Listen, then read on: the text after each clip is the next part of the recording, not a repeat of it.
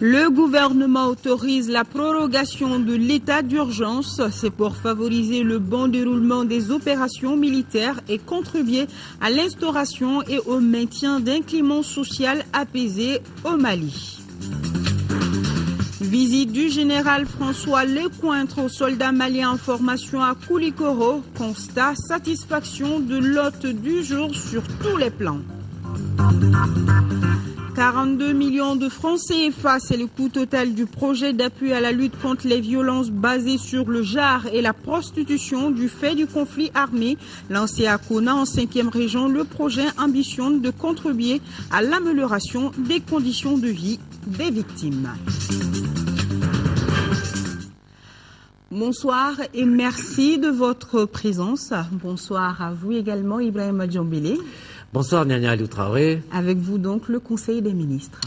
Tout à fait. Mesdames et messieurs, bonsoir. Au chapitre des mesures législatives, sur présentation du ministre de l'administration territoriale, de la décentralisation et de l'aménagement du territoire, le Conseil des ministres a adopté un projet de loi autorisant une deuxième prorogation de l'état d'urgence.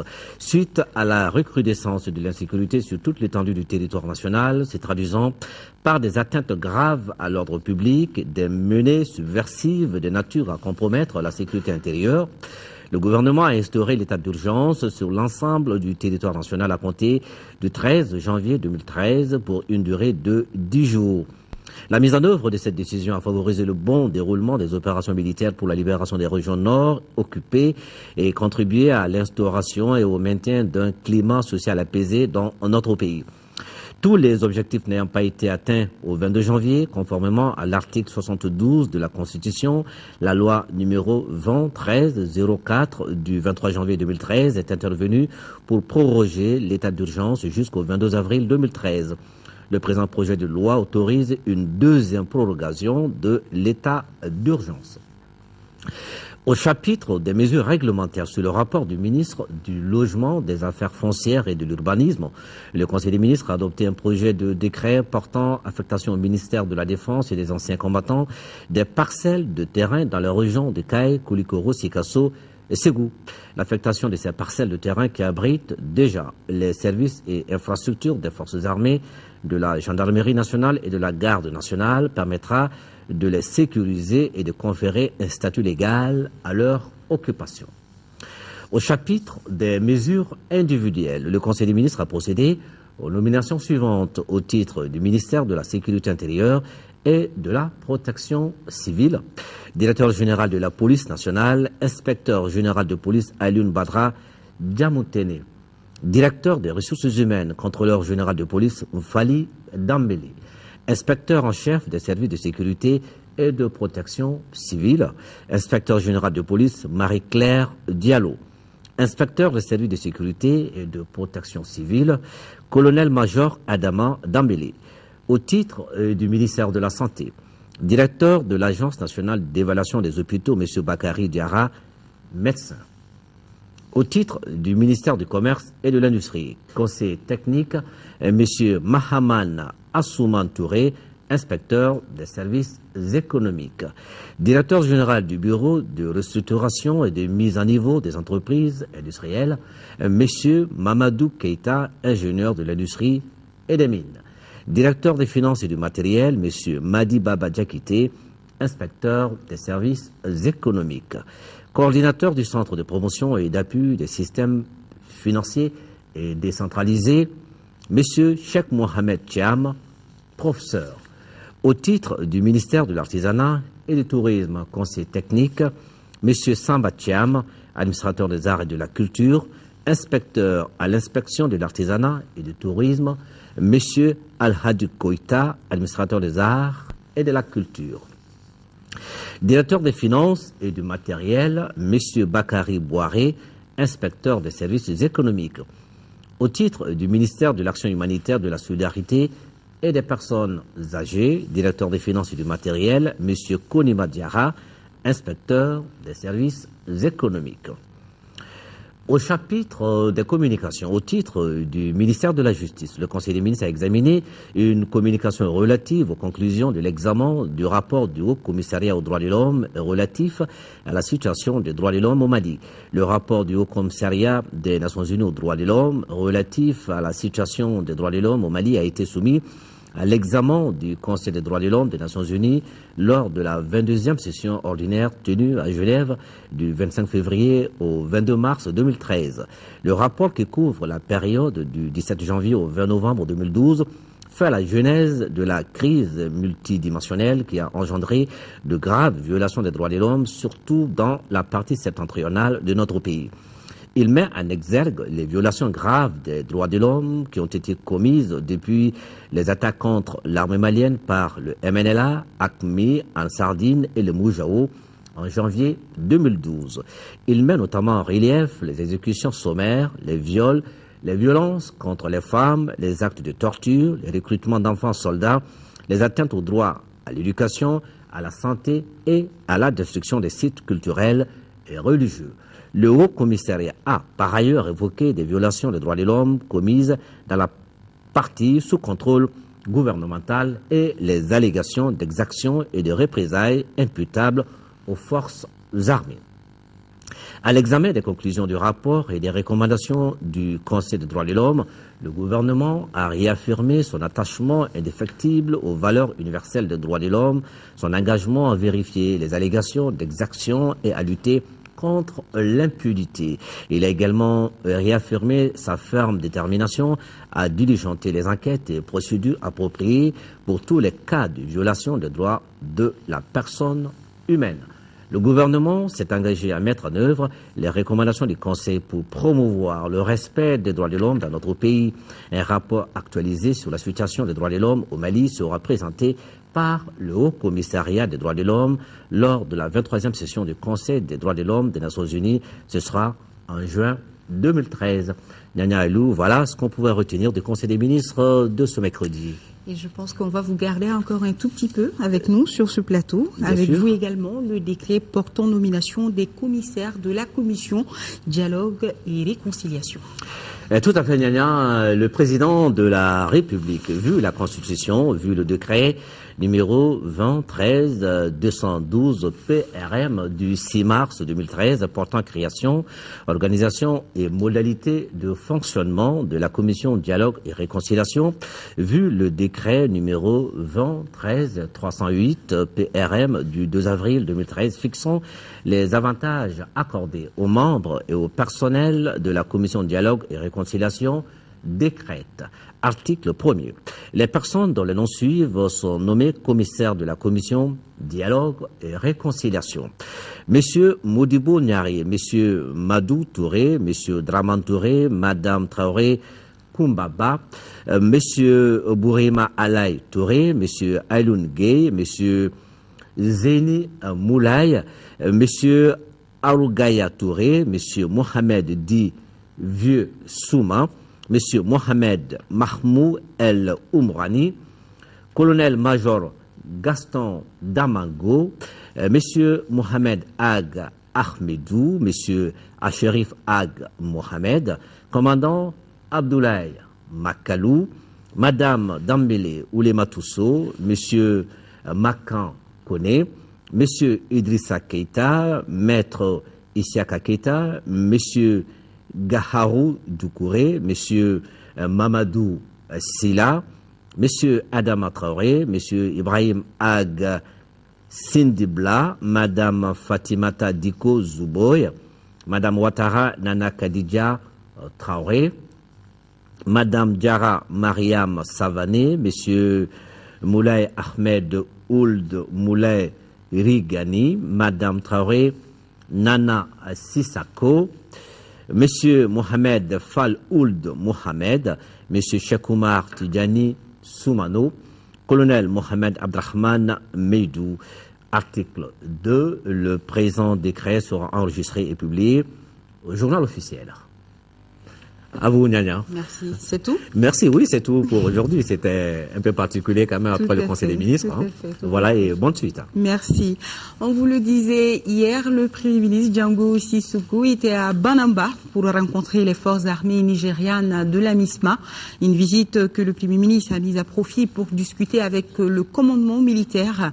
Django Sissoko a aussi rendu un vibrant hommage à ses forces militaires étrangères engagées au front. Notre envoyé spécial est Mahamadou Doumbia. Retrouver l'intégrité du territoire national, bouter les terroristes narcotrafiquants hors de notre pays, telles sont les ambitions des forces armées françaises, africaines et celles d'autres pays amis. Ici, à Banamba, plus de 1000 combattants nigérians des forces de la MISMA sont aux aguets, jour et nuit, prêts à se battre. En signe de reconnaissance, le Premier ministre Django Sissoko s'est rendu à Banamba. En réponse à ce respect, le Premier ministre a eu droit à tous les honneurs des forces armées nigérianes.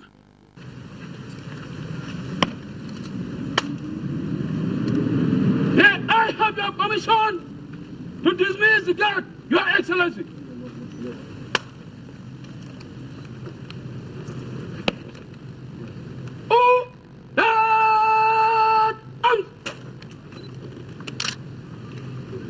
Au cours de cette visite, accompagnée pour la circonstance par le ministre de la Défense et des anciens combattants, en présence du commandant des forces nigérianes et de l'ambassadeur du Nigeria, le Premier ministre a visité le camp, salué et félicité ces hommes assez déterminés. Je suis venu effectivement rendre visite au contingent nigérian de la MISMA. J'ai trouvé ici un climat qui me rassure. Trouver ce contingent s'est adapté très rapidement aux conditions du milieu. Il s'est parfaitement entendu avec et les populations de Banamba et les autorités administratives de la région de Koulikoro. La signature du livre d'or par le Premier ministre Django Sissoko est aussi une félicitation et une reconnaissance qui a tout son sens, appuyée par la remise symbolique de bœufs aux troupes. C'est la satisfaction que j'ai éprouvée à l'issue de cette visite. C'est ce que j'ai écrit dans le livre d'or et j'ai remercié évidemment le contingent nigérian. Je l'ai fait au nom, comme je l'ai dit tout à l'heure, du peuple malien, du président de la République, de toutes les institutions du Mali et à mon nom propre. La visite aux notabilités qui ne ménagent aucun effort pour soutenir ces forces amies de la MISMA a mis fin à cette visite du Premier ministre Django Sissoko à Banamba. Le ministre des Affaires étrangères et de la coopération internationale, Tchema Hubert Koulibaly, a pris part aux travaux de la 14e session extraordinaire du Conseil exécutif de l'Union africaine tenue le 8 avril 2013 à Addis Abeba. Au cours de la dite session, les ministres des Affaires étrangères du continent ont examiné et adopté, entre autres, le programme des festivités du cinquantenaire de l'OIAUA, dont la célébration aura lieu le 25 mai, et le document sur le thème du cinquantenaire panafricanisme et renaissance africaine. À marge des travaux, le ministre Tchema Koulibaly a également eu des rencontres bilatérales avec certains de ses homologues. Le nouveau directeur général de la Sotelma Malitel a été reçu ce matin par le président du Conseil économique, social et culturel. Entre les deux personnalités, les échanges ont porté essentiellement sur la nouvelle politique de la Sotelma Malitel. Écoutons Mohamed Merchid au micro de Agibou Koulibaly. C'est une visite de courtoisie. Depuis que j'ai pris les rênes de Malitel, le 1er mars exactement de cette année, j'ai décidé de faire le tour des institutions, des autorités et des élus, histoire de me présenter, mais également faire connaissance avec les responsables et leur faire part, je dirais, de ma disponibilité et également, je dirais, demander leur soutien. Soutien nécessaire pour que je puisse réussir ma mission à la tête de Malitel. Et quelles sont vos ambitions pour votre nouvelle fonction au niveau de Malitel? Alors mes ambitions sont énormes. D'abord, c'est de, je dirais, consolider tout ce qui a été atteint comme résultat jusqu'à maintenant, et Dieu sait qu'ils sont nombreux, de faire en sorte à ce qu'on puisse continuer sur la même lancée et de faire en sorte à ce que la Sotelma, Malitel, puisse se développer davantage et pourquoi pas, je dirais, rayonner au-delà même des frontières, suivre le modèle d'un des opérateurs de la sous-région qui est toujours cité comme exemple. En tout cas, j'ai pris l'engagement de travailler aux côtés des équipes de Malitel Sotelma. D'ailleurs, ces équipes que j'ai trouvées fantastiques, très fiers d'appartenir à ce groupe et également très motivés pour épouser les nouvelles orientations et faire en sorte à ce qu'on puisse atteindre l'objectif que vient de signaler. Un mot de justice du début de la guerre contre les terroristes. À la date d'aujourd'hui, environ 200 personnes suspectées ont été arrêtées par l'armée malienne et ses alliés au nord du Mali. Plusieurs chefs d'inculpation ont été retenus contre ces présumés coupables.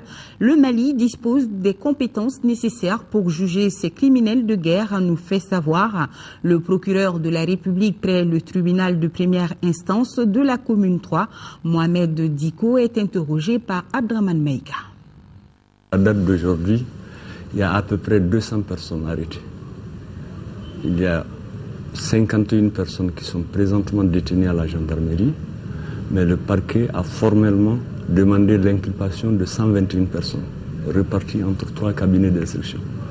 Mais il y a eu des gens, 27 personnes, contre lesquelles il n'y a aucune charge et qui ont été libérées. Ont-elles été inculpées et de quoi? Il y a les crimes de guerre, crimes de génocide et les crimes contre l'humanité.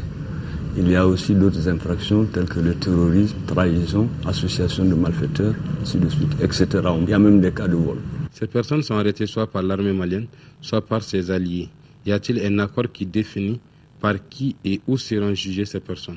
Les gens qui sont à notre disposition ont été arrêtés par les forces servales, les forces tchadiennes et les forces armées maliennes. Maintenant, en ce qui concerne les accords concernent les mandats que nous avons lancés contre les responsables du mouvement du MNLA, d'Ansardine et du Moudjaou. Ces mandats vont être exécutés conformément aux accords d'entraide judiciaire qui existent entre le Mali, les accords bilatéraux, et conformément au traité. Le Mali a saisi la Cour pénale internationale pour juger les crimes commis au nord et le tribunal de la commune 3 devait recevoir des plaintes dans ce sens.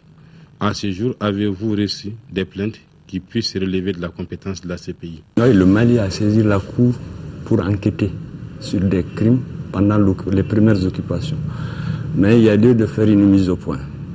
La Cour et les juridictions maliennes ne sont pas des concurrents, on est complémentaires. Pour éviter des chevauchements, il y a des cas pour lesquels la Cour retient sa compétence. Sinon, la Cour intervient par subsidiarité, c'est-à-dire si les juridictions nationales ne sont pas outillées. Mais nous-mêmes, nous pouvons juger ça. Maintenant, quand la Cour se saisit d'une affaire, elle fait ses propres enquêtes et défère les auteurs devant elle-même. Mais les juridictions maliennes sont outillées aussi pour juger ces auteurs. Que les personnes inculpées risquent-elles quel genre de peine surtout? Ça va de 5 ans à la peine de mort, la perpétuité, les travaux forcés, ainsi de suite.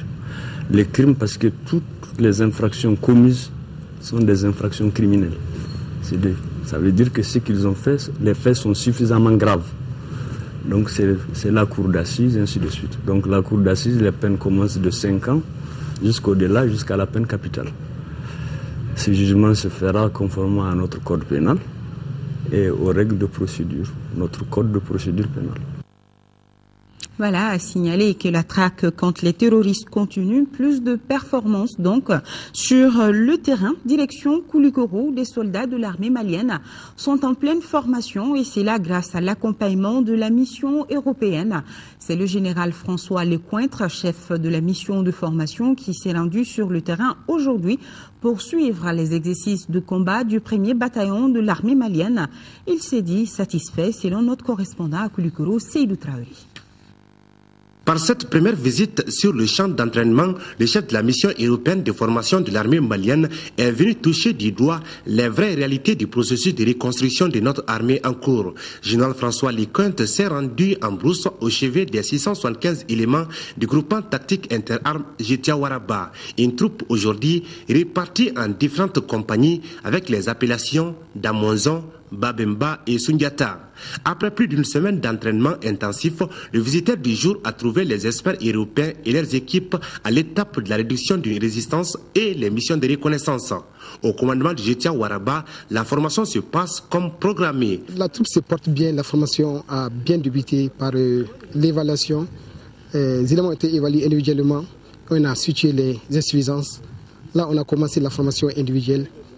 Le renforcement musculaire, c'est des gens qui apprennent maintenant le contenu de leur formation, c'est-à-dire qui sont dans la pratique, qui font le drill, qui cherchent à savoir comment contourner un objectif, comment monter, comment vraiment bien faire leur mission.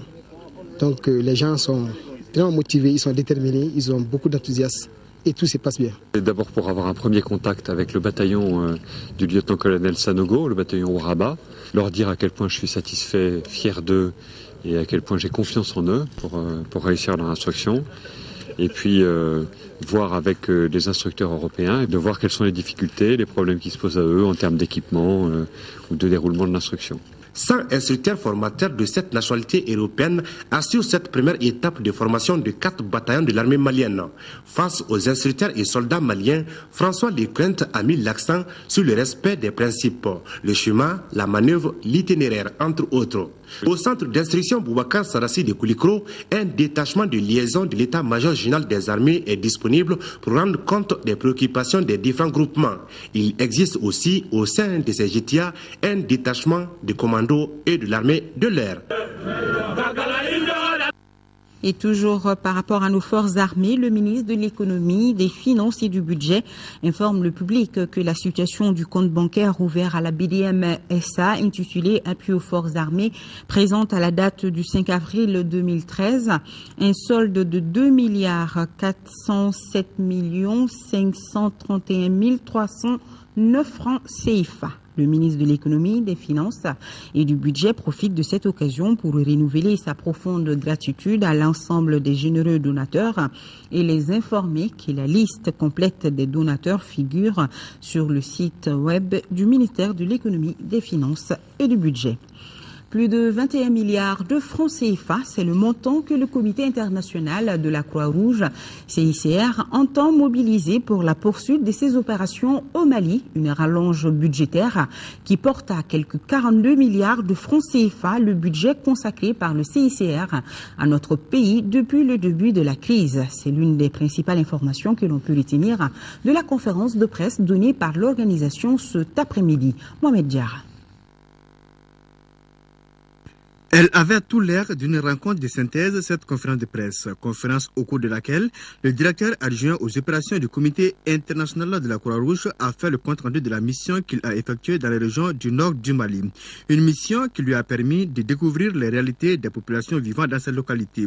Le besoin alimentaire se pose avec acuité et les populations peuvent composer avec le CICR. De notre côté, il est clair que finalement nous allons continuer de renforcer et d'augmenter finalement nos opérations dans le Nord Mali. En début de semaine, nous avons annoncé une rallonge budgétaire de plus de 40 millions de francs suisses, donc ce qui correspond à 33 millions d'euros, pour justement répondre à cette situation humanitaire. Cette rallonge de plus de 21 milliards de francs CFA sera destinée aux services sociaux de base, tels que la santé, l'électricité et bien d'autres. Cette aide du CICR devra permettre, selon le conférencier, de fournir de la nourriture à quelques 420 000 personnes. La situation des prisonniers de guerre préoccupe aussi le CICR et c'est la raison pour laquelle il a signé un accord avec le gouvernement malien. Le but est de lui permettre d'avoir facilement accès aux lieux de détention. On a le droit de visiter tous les lieux de détention, on a le droit de s'entretenir en privé, donc sans témoin avec finalement les détenus que l'on rencontrera, on a le droit de les enregistrer et de les suivre si on estime qu'ils sont peut-être à risque de problèmes de protection. Il nous donne le droit ensuite de faire des rapports finalement aux autorités, de rapporter des recommandations, aussi bien sur les conditions de détention que sur finalement le traitement qu'auraient pu subir ces détenus, et ils nous permettent de répéter les visites, ce qui nous permet de faire un suivi dans la durée.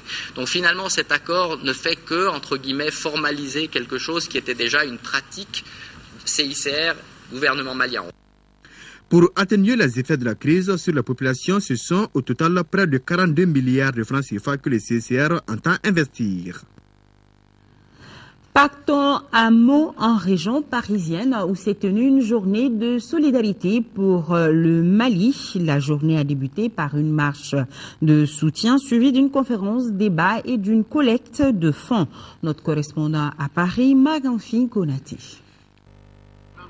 Les relayeurs franco-africains REFAF et le Parti socialiste section de Meaux souhaitent à travers cette manifestation mobiliser l'opinion française autour des manuscrits de Tombouctou.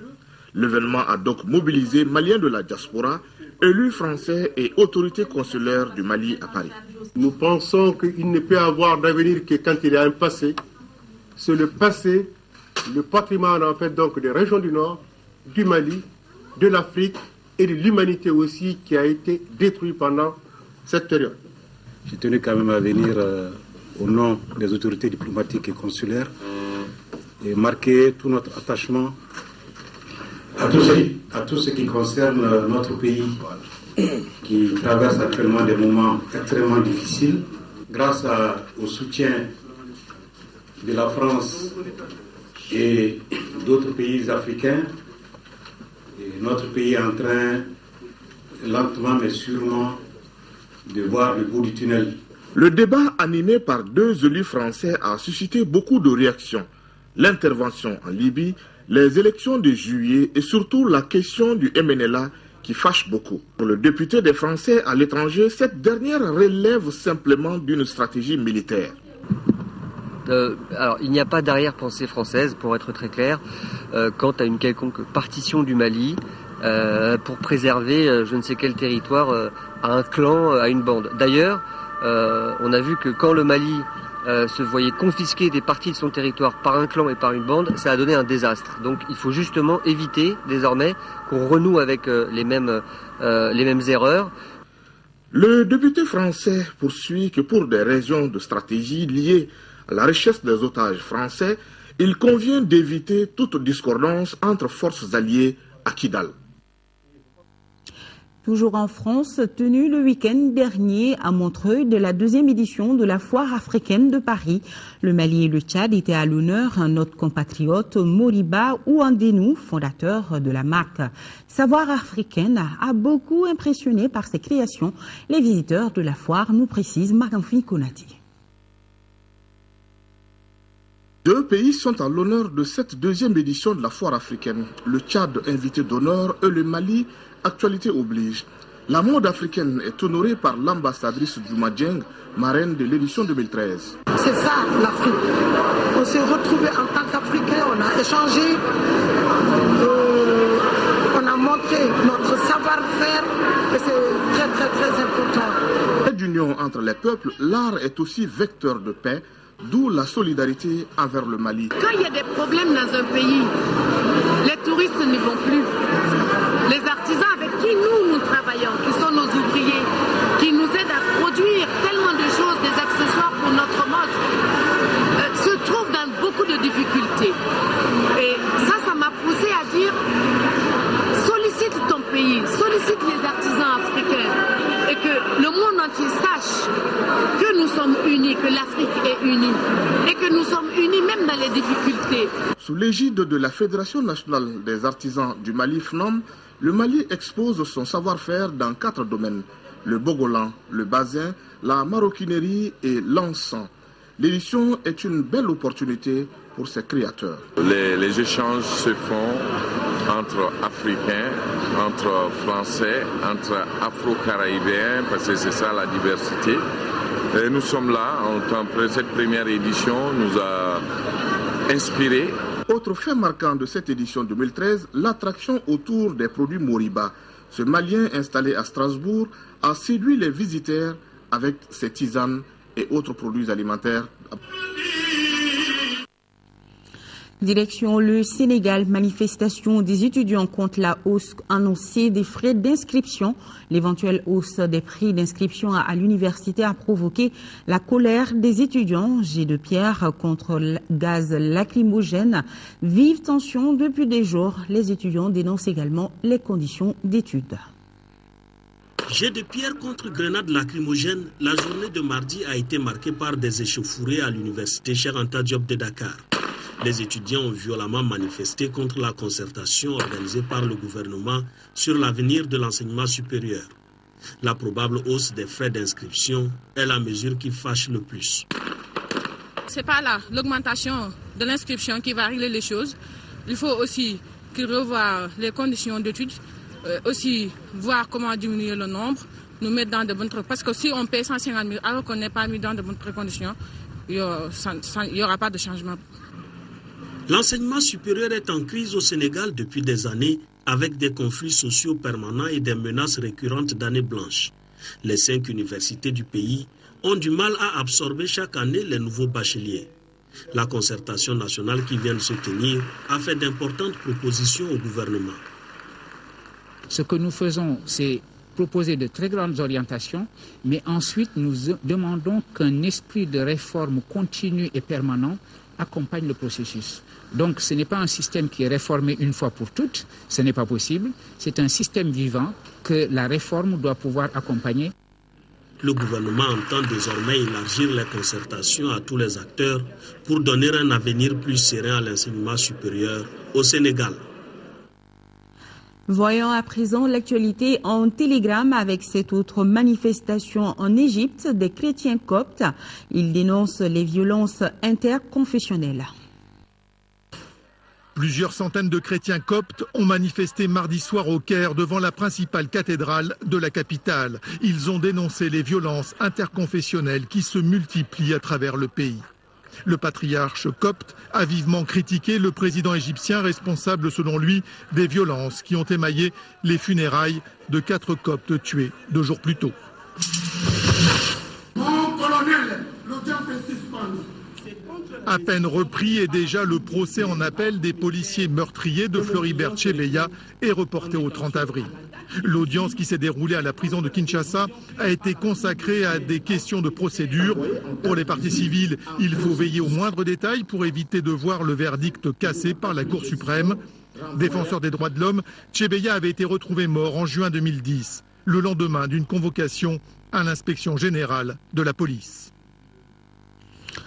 Conférence de presse des miniers aux journalistes. Le colonel-major Alaï Diakité, haut fonctionnaire de défense au ministère des Mines, dément les allégations du rapport de l'ONG internationale Human Rights Watch, allégations selon lesquelles des enfants travaillaient dans des mines. Les explications de Moïse Traoré. Le Mali est signataire des conventions relatives à la protection des enfants.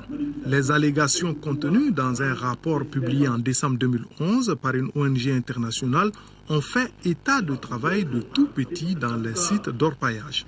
C'est des images qui, manifestement, ont été faites sur la base du trucage. L'utilisation du mercure et du cyanure, contrairement à ce que Human Rights Watch a dit, ça se fait sur les sites, mais c'est fait par des adultes. Du 22 décembre 2011 au 8 février 2012, une mission conjointe de vérification avec le BIT et l'UNICEF s'est rendue sur le terrain. 16 sites ont été visités dans les zones de Kangaba, Kenyeba et Sikasso. Il y a une organisation sociale qu'on appelle le Tamboloma. Le Tamboloma est chargé de la sécurité du placeur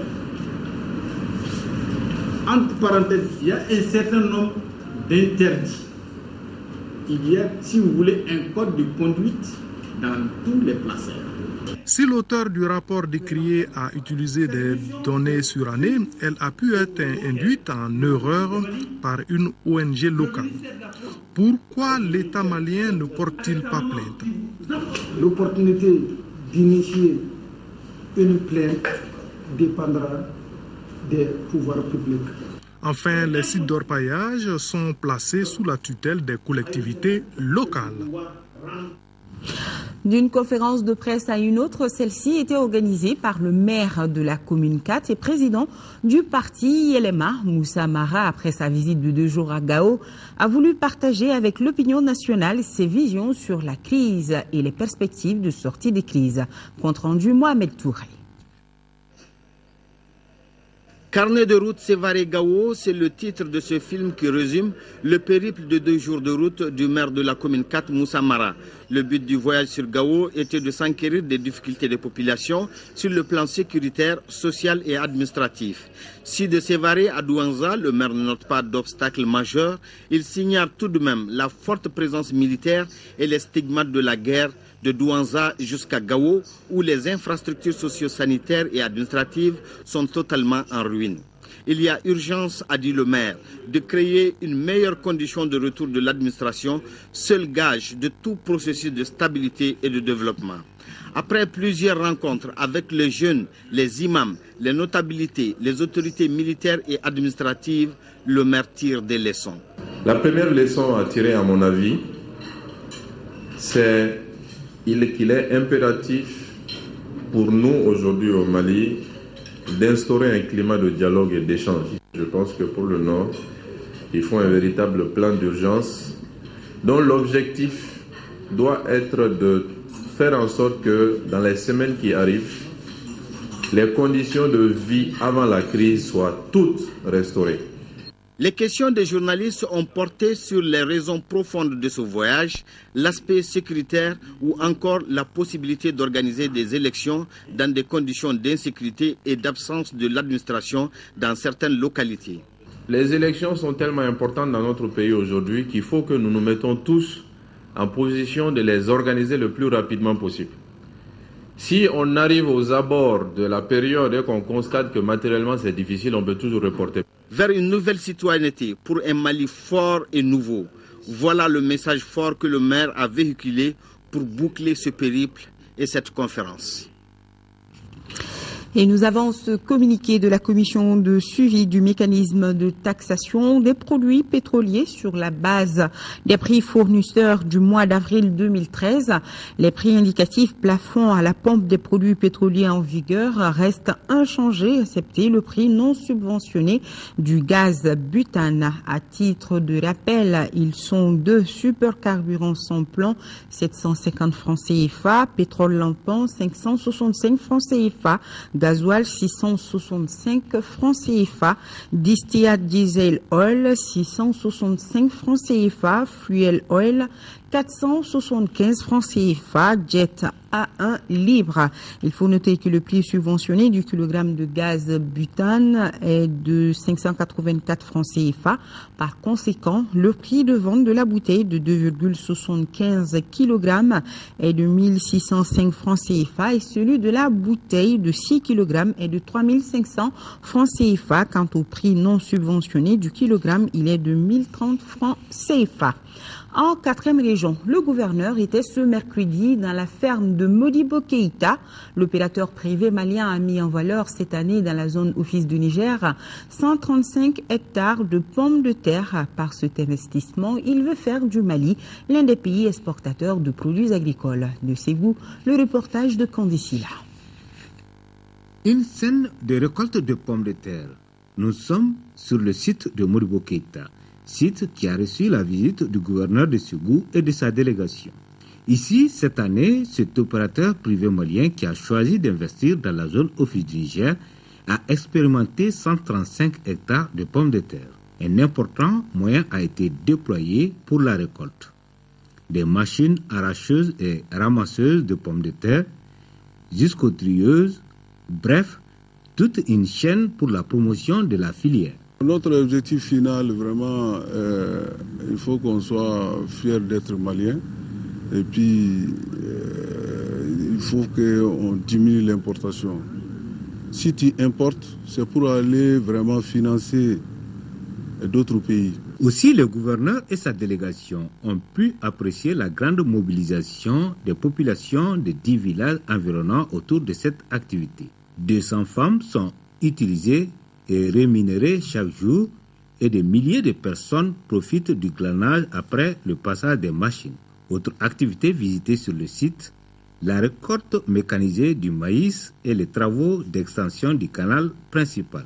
Toutes choses qui ont convaincu le chef de l'exécutif régional sur les moyens déployés par cet opérateur privé malien pour la promotion d'une agriculture moderne au Mali.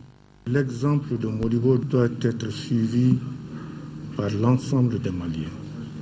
Si aujourd'hui dans la zone on avait 2 ou 3 opérateurs comme Modibo Keïta, dans la zone office, je vous dis que le Mali aujourd'hui n'allait pas souffrir. Notons que sur les 7400 hectares octroyés par l'Office à Modibo Keïta, de nos jours, près de 750 hectares ont été mis en valeur pour un investissement estimé à plus de 8 milliards de francs CFA. Un autre signe d'encouragement des autorités, c'est la visite du gouverneur de la 3e région à Kaboïla sur le site du chantier de Sud Agri-Industrie de Mohamed Diarra. Pour rappel, le site sera dédié à la transformation des graines de pourguère et de soja. Au RTM Sikasso, Sekou Konati. Sur ce site situé à 12 km de Sikasso dans la commune rurale de Kaboïla, commence à sortir de terre une unité industrielle. Elle sera dédiée à la transformation des graines de pourguère et de soja en huile. Une initiative de Mohamed Diarra, PDG de Sud Agri-Industrie. En se rendant ce mercredi sur ce chantier à la faveur de la réunion annuelle de l'entreprise, le chef de l'exécutif régional, à la tête d'une forte délégation, veut apporter un message à ce natif de Sikasso à l'origine de ce projet dans une région à vocation agricole. Il y a un potentiel agricole phénoménal dans cette région qui n'est pas valorisé.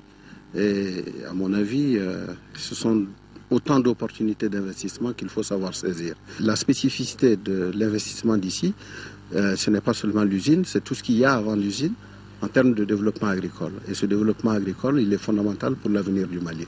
Sur l'agri-industrie se propose entre autres activités la plantation de 50 000 hectares de jatropha avec environ 15 000 exploitants, le développement de la culture du soja, le développement de la culture céréalière, le développement de la culture fourragère pour améliorer les productions laitières et la qualité de la viande et l'équipement des agriculteurs en tracteurs. Une initiative fortement appréciée par les autorités régionales qui voient en elle un modèle d'investissement qui doit faire école. Nous cultivons beaucoup, nous produisons beaucoup, mais nous n'avons pas de valeur ajoutée par rapport à nos productions. Nous pensons que si nous nous engageons dans l'agro-industrie, nous pouvons faire plus, et pour la région et pour le Mali. À signaler que Sudagri est une société à responsabilité de droit malien avec un capital de 1 milliard 444 950 000 francs CFA entièrement libérés. Au titre de ce journal, le lancement en 5e région dans la commune rurale de Kona du projet d'appui à la lutte contre les violences basées sur le genre et la prostitution du fait du conflit armé. Pour un coût total de 42 millions de francs CFA, le projet vise à contribuer à l'amélioration des conditions de vie des communautés affectées par le conflit armé et plus particulièrement les femmes et les filles victimes le plus souvent de violences en période de guerre. Aminata Touré nous en parle. Pour un coût de 42 millions de francs CFA, le projet d'appui à la lutte contre les violences basées sur le genre et la prostitution du fait du conflit armé dans la commune rurale de Kona consacre l'aboutissement d'un souhait exprimé par les populations de recevoir des appuis des différents partenaires pour minimiser les impacts de la crise. Le dit projet interviendra dans 6 villages de la commune, faisant partie des localités directement affectées par le conflit armé. La réussite de ce projet sera une réussite, car les résultats atteints contribueront à l'amélioration de façon significative la condition des femmes et des filles. Pour une durée de 11 mois, le projet contribuera à l'amélioration des conditions de vie des communautés affectées par le conflit armé, notamment les femmes et les filles. Nous sommes venus intervenir dans cette commune pour prévenir vraiment ces cas d'incidence et de deux, voir comment on peut prendre en charge ces victimes, que nous appelons survivantes dans notre approche. Elles ont besoin d'un appui psychologique, d'un appui médical, d'un appui sécuritaire ou juridique. Tenant compte des besoins multiformes des femmes et des filles en situation de crise, seule la conjonction des efforts de tous les acteurs peut enclencher plus d'impact. A signaler enfin que le projet a été financé par ONU Femmes avec l'appui de ses partenaires comme la Suisse et le Royaume des Pays-Bas. Il sera exécuté par l'ONG Audi Sahel. Du sport dans ce journal avant de nous quitter. Championnat Ligue 1, 20e journée. 2 matchs ont été joués hier au stade Modibo Keïta. La GIA a battu l'ASB 1-0. Auparavant, le stade malien de Bamako a dominé le COB 3-0. Diarra Konaté nous fait le résumé des 2 matchs. 72 heures après leur brillante qualification au 8e de finale, les Blancs de Bamako confirment leur bonne forme face au COB battu 3-0. Les Olympiens ont été cueillis à froid dans cette rencontre. Le but le plus rapide de la saison est inscrit par Mourimakan Koïta à la 57e seconde du match. Servi dans l'axe des buts du COB, l'attaquant stadiste ne pouvait que loger la balle au fond. La réaction des Verts ne se fera pas attendre. Ismaël Diarra, seul dans la surface de réparation, bute sur le portier stadiste. Soumaïla Diakité cesse sa place à Bosso Munkoro suite à cet accrochage survenu à la 5e minute.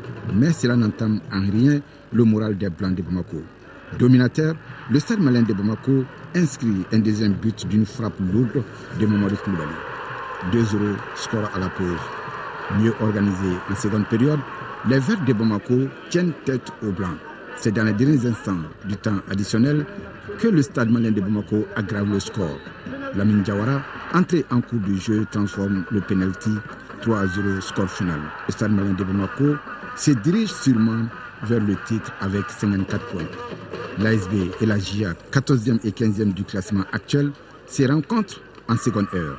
La première manche de cette affiche sera pauvre en occasion de but. L'engagement et la détermination ont marqué les 45 premières minutes. À la reprise, les initiatives se multiplient.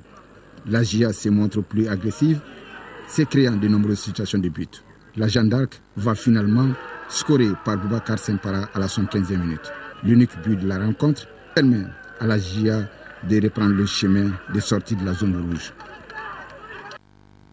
Point final à ce journal. Demain, vous serez avec Aoué Touré pour les éditions du soir et celles du matin sur une présentation de Sierra Bachili. Je vous souhaite une excellente soirée en compagnie des programmes de l'ERTM. Visitez également notre site web www.ertm.ml. Grand merci à nos fidèles téléspectateurs de Dakar. Bonsoir à tous.